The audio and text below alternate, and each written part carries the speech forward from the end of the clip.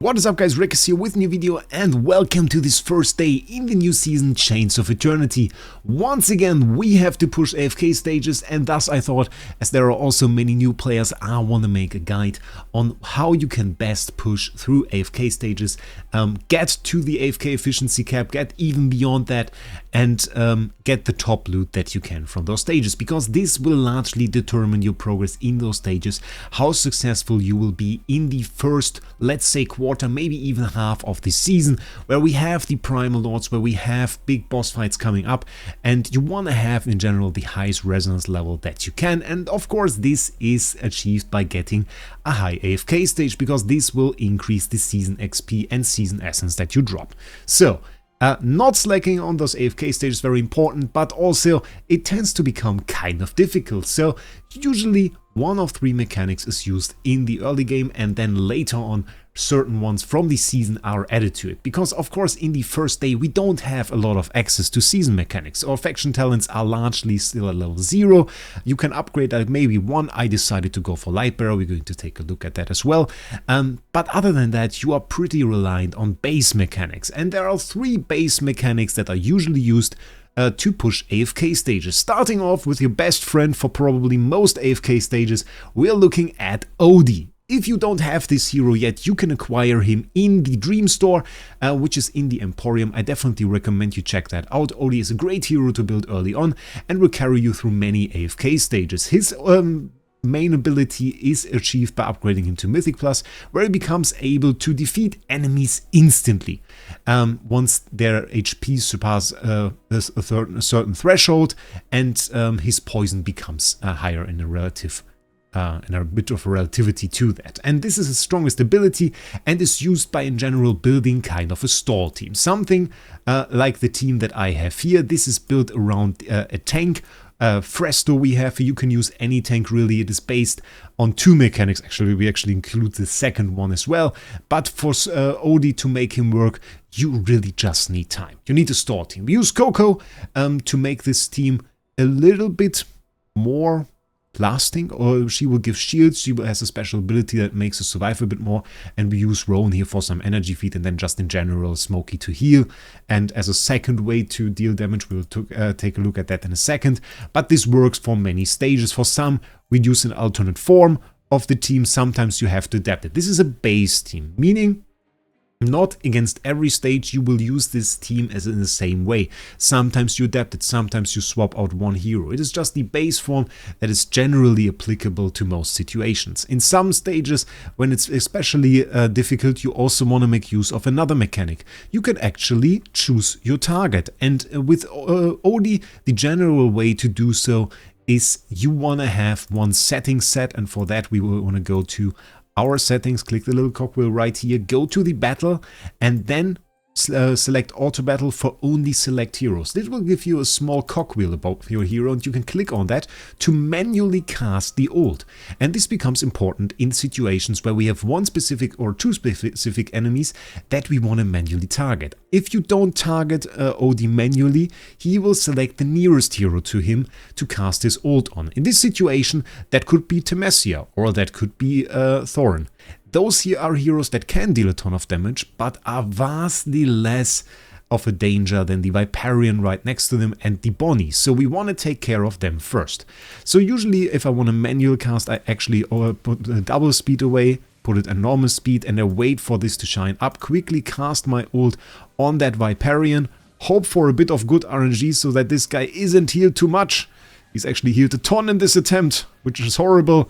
And with the Mythic Plus we also quickly get the energy back on Odie, allowing us to do a follow-up ult cast on this Bonnie. Maybe the next one we could do on the Temesia. Bonnie dashing out of the heal is certainly something we want to see. And now we can just hope that we don't get hit by the ult. We actually cast it on the nearest one, which is Temesia. Now let's hope that we can maybe even cast that on the Ludovic. That would be great. Ooh, that Temesia got the full heal. But you can see, deciding on who you want to cast the ult can be very important. Actually, do I want to cast that? Maybe this is better. Actually, don't want this guy to ult all too long. Okay, quick defeat right there. get hit, but that's okay. Now we can probably, or do we auto? Ooh, Thorin, go away. I don't want to see you. I gets here. That is not good. That is not good. At one point, this Ludovic will try to heal himself again. At which point we might win this. Come on. And there we got him.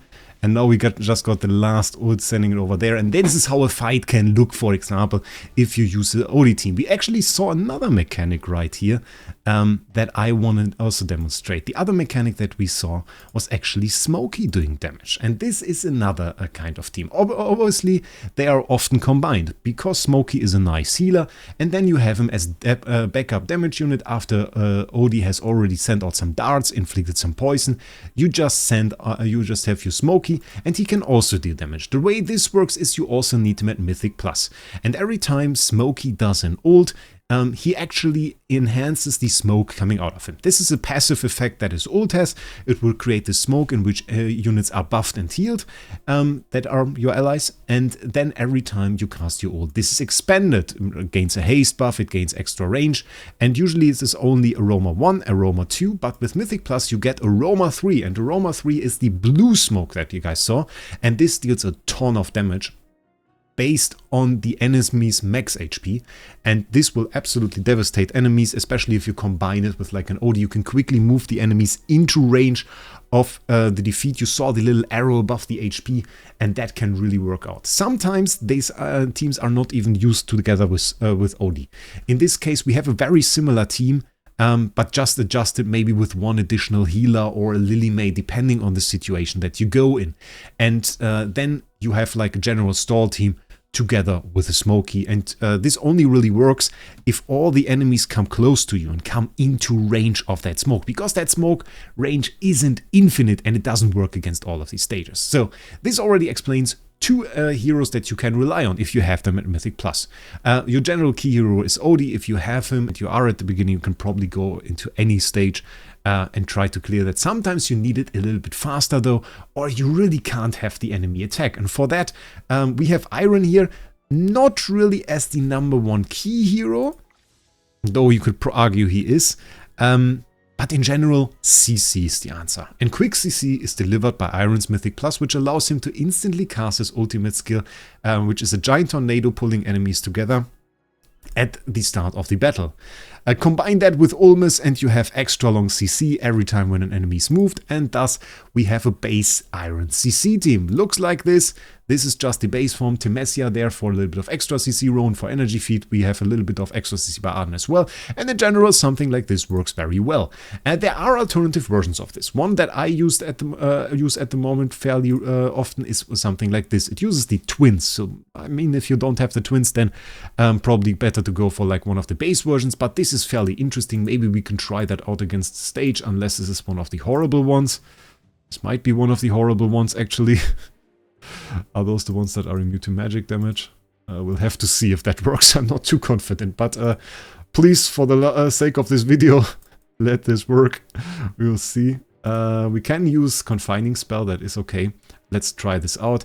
Works by healing our Elijah with Damien, and then having Tazi for the CC. We of course get the initial ult with Iron, and on this one we don't have to manually cast anything. So we just hope that we get decent CC, that we get some nice haste buff here, don't get instantly one-shot. And then you can get quick ults with Iron and Tazi, and this is, for example, an alternate version of a CC team. With Tazi together, some extra heal from Damien to keep the twins alive, and then we have a very good CC chain actually. Is pretty reliable. In terms of damage, not super high, but Tazi in general does pretty well, and if we get some stat buffs, that works out pretty good. And this is a great team, and in general, preferable team. I generally prefer to use CC teams if I want to make a large push. For example, at the start of the season, you can use something like this, just put it on auto hit, and it will go through the stages very well. Adjustments often have to be made if there is a hero like Vala with a specific targeting pattern there. For example, this would target our Layla, could be very disastrous. Sometimes the CC is okay for this. We have two very annoying enemies here, the Bounty Chiefs. But then you often just tend to change up your team a little bit. And for example, here we could try the base form of the team. Or we could go for the OD team, manually target the Vala, maybe also the Bounty Chiefs, and that would work as well. Especially because with Fresto we have 2 tanks, which is rather nice, and a little bit more sustain, because that can quickly become a problem in such a situation here as well, where we split up our team very, very far apart. We actually tend to lose damage, and if we can't make like a nice bulk out of the enemies, yeah, then it can quickly become a problem as well, because then you have single heroes that can act. So you also kind of want to adjust your team for the map you're fighting on. We are fairly powerful for this one. I made sure I just did the story quest, so we have still a chance to beat this. But you see the problem with certain teams on certain maps as well. So that is something to keep in mind. I think Iron's actually going to carry this still. I wanted to show you a loss here, because this wasn't really a perfect team for this stage, but I think I over-leveled a little bit in preparation for this video. But that's okay. That's okay. So this was one example for that. Those are 3 teams that you can use. We have a 4th one. And for that, I want to go into talent trials. I'm not sure if I want to, because talent trials rather mean. And the team that I wanted to show you, and I think that's pretty cool, is one that I saw in the first time really in this season, and I think it is very fancy. It is a light bearer, 3 light bearer hero, OD stall team. And the way this works is we have the light bearer tile here in the season talent stages. And of course, in season talent stages, you have talent tiles. And while we don't have super highly upgraded talents yet, we can make use of this. And for this, I have 2 more examples for you. This is the first one. This makes use of the light bearer tile. The light bearer tile is very cool because we actually get to summon Hogan. He will fall from the sky right in front of our team once we start the battle with 3 LB heroes on the board. And he will act as an additional tank, getting stats based on the stats of our team and actually recovering HP by the damage we deal with our OD. So we have a ton of tanks right here. We have extra shields through Hugin. We have some energy through our Roan. And then we have Hewen there for extra heals. So this is a team that you can use. You can go for the Star Shard spell. You can also try something like Harmonic.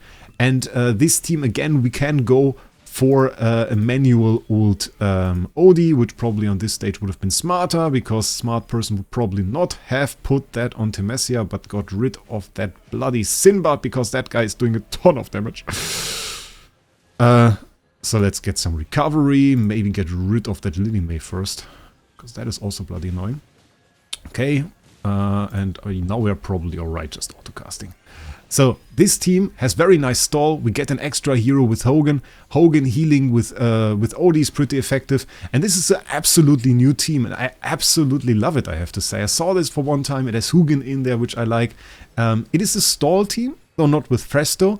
And has a lot of A heroes in there. Luca is A, we have OD at A, we have Hugin an A tier, Hewen is an S tier, Roan is an S tier, but still fairly fancy, and I kind of like that because it is special, it is something new, and makes use of the Lightbearer skill. In general, the importance of these skills will improve or will get higher throughout the season, so that is something you want to keep an eye out for. Keeping an eye out for in this situation means subscribing to the channel, because I will definitely make a nice guide on the faction skills for you, so you can check all of that out.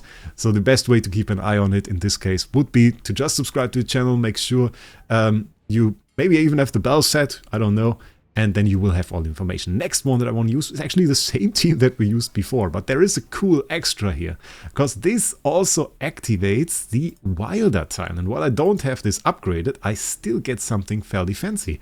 While concealed, the prime carry becomes invincible and deals 18% increased damage. And one thing that sometimes happens to you is the twins getting defeated. And we can make Layla, the twin that runs to the enemy, invincible and invisible. So she can no longer be defeated. And that makes it so we usually get an ult by the twins. So you can see right now, she's invisible and moves forward. 18 seconds are not that long. Keep that in mind. 18 seconds, not that long. But we really don't take a whole lot of damage. We get our twin ult, so that is very nice. And in 5 seconds, our invisibility is sadly already over. But by that time, take a look. Iron ult, Tazi ult. So this works out to us getting a twin ult, an iron ult, and a Tazi ult. Probably a second twin ult, and maybe we can chain Tazi ult. And this is not super high damage, but it's actually fairly fancy because we get to chain all those ults, we start getting huge haste buffs, we have pretty good buffs on the entire team, so overall this works out fairly well. And should probably be able to clear this unless they have heal or we are unable to deal enough damage. If one of the two happens, that is of course a problem. We have to see. That looks fairly bad, I'll be honest. That looks fairly bad. Maybe on this one we should have replaced the Damien with the Carolina. That is of course something that you can always do, like change certain things. We have 3 Wilder heroes anyway in here, so that is still something we can do. And for this one, it takes the full time, bloody hell. We might still want to do this. We have fairly good CC. We just don't have right now is fairly good damage. Got a ton of ults. So let's adjust this team. Take out the Damien because we don't need him right now. And we can just put in our Carolina. Where do we put her? Do we just put her... I think we just put her at the same position as the Damien. I think that's going to work. So, let's see. We got the full CC. We got some snowballs on those guys. Going to get our ult with the twins in a second. Nice. Tazi still okay. Iron getting another ult. We got a little bit of Scorched Earth there, which is not very nice.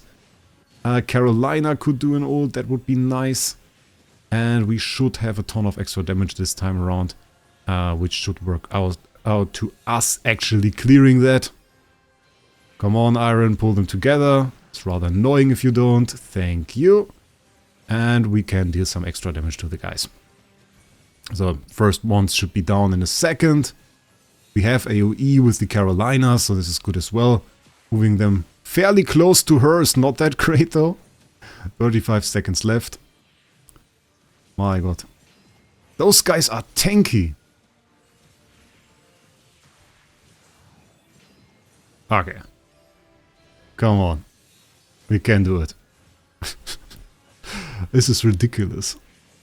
Did I just overlook a magic damage immunity or something? I don't know. Or are they just super tanky? How much did they tank? Bloody hell. Come on. Okay, we will get it. Come on. 4 seconds. Oh my god, 3 seconds left. Bloody hell. Okay, I have no idea. I wanted to make a guide here and not be surprised. I have no idea. Those last two somehow decided that tanking is a nice thing. Reducing their attack. No idea why. No idea why. Okay. That was a little bit surprising, but worked out in the end. We had an example for adjusting the team. And now I think you have everything at your hands to actually push AFK stages yourself. Thank you for watching. Make sure you subscribe to the channel. Other than that, I wish you a great day. We'll see us in the next one.